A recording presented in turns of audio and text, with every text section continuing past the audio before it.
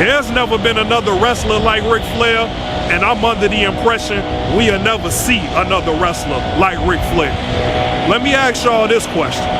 What other wrestler has transcended the sport for at least 5 different eras?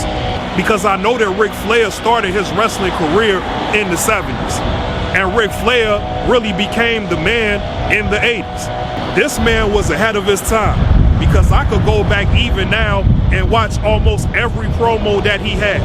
Whether it's NWA, WCW, WWE, it doesn't matter where this man ends up, I have to hear everything he has to say. Even in the hip-hop community, some of the rappers have gave Ric Flair the credit of inventing swag. I can't argue with it, because Ric Flair looked like $1 million every time you seen him. The suit game was crazy, the sunglasses, the jewelry. When it came to this stunt, Ric Flair was almost a rapper in professional wrestling. I know that he got some of his inspiration from guys like Gorgeous George in the past. Let's look at some of the feuds he's had throughout his career. He's had feuds with almost every high-profile wrestler since the 70s. Guys like Dusty Rhodes, Ricky Steamboat, Roddy Piper, Hulk Hogan, Macho Man Randy Savage. I mean, you could almost just name any wrestler you want. And Ric Flair has had great matches with all of those guys. If you go back and watch Ric Flair's style in the 70s and 80s, current fans might be surprised on how athletic Ric Flair really was. This man was really a monster in the ring. So much so that even one of the greatest legends in this time got his inspiration from Ric Flair. That guy being the Heartbreak Kid, Shawn Michaels. Think about Shawn Michaels' nickname, the Heartbreak Kid. That was directly inspired by Ric Flair, the Nature Boy. Look at some of the things that Shawn Michaels does in the ring and go back and watch Ric Flair back in his day. So for people like myself that grew up in the 90s and know how much of a star Shawn Michaels was, we have to give credit to Ric Flair for giving Shawn Michaels that type of inspiration to be the star that he was. My personal favorite thing about Ric Flair was just his interviews and his promos. I'm gonna sit here and say it right now. I don't think that it's another wrestler in the history of the sport that gives a better interview than Ric Flair. There's no other wrestler that cuts the type of promos Ric Flair was able to cut throughout his entire career. Now, this is not saying that other wrestlers haven't given great promos, because we know a long list of guys that are great on the mic. But to this day, no other wrestler has made me be invested into the story the way that Ric Flair has.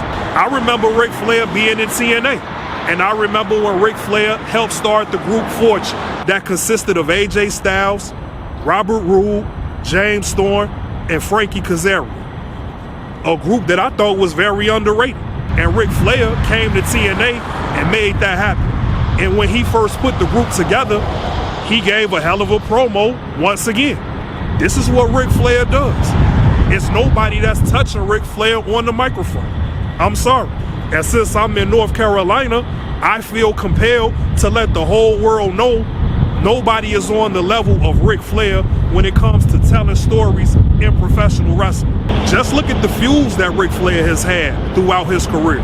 He's had a feud with almost every high-profile wrestler in the sport. Dusty Rhodes, Ricky Steamboat, Roddy Piper. I mean, you just name it. And Ric Flair has had a great match with these people. Look at some of the guys that he's tried to help elevate through the years. I could argue the fact that when Ric Flair helped start Fortune, he was one of the reasons that AJ Styles was able to become a better performer in front of the camera. I'm talking about promos and just overall confidence in front of the camera. Because originally, Ric Flair was paired with AJ Styles in TNA before they even started the group called Fortune. When I see what AJ Styles has done in the WWE, maybe I'm wrong, but I credit Ric Flair with helping AJ Styles get ready for the major leagues in that way. I thought it was a missed opportunity not to pair Ric Flair with Dolph Ziggler. This is something that I thought the WWE should have pulled the trigger on right away. Instead, they tried to couple Ric Flair with The Miz for some insane reason. It's no knock on The Miz, but that wasn't the right fit. I thought that Dolph Ziggler in a strange way, kinda embodies who Ric Flair was. Even when you watch Dolph Ziggler perform inside of the ring, he has a lot of characteristics of a Ric Flair.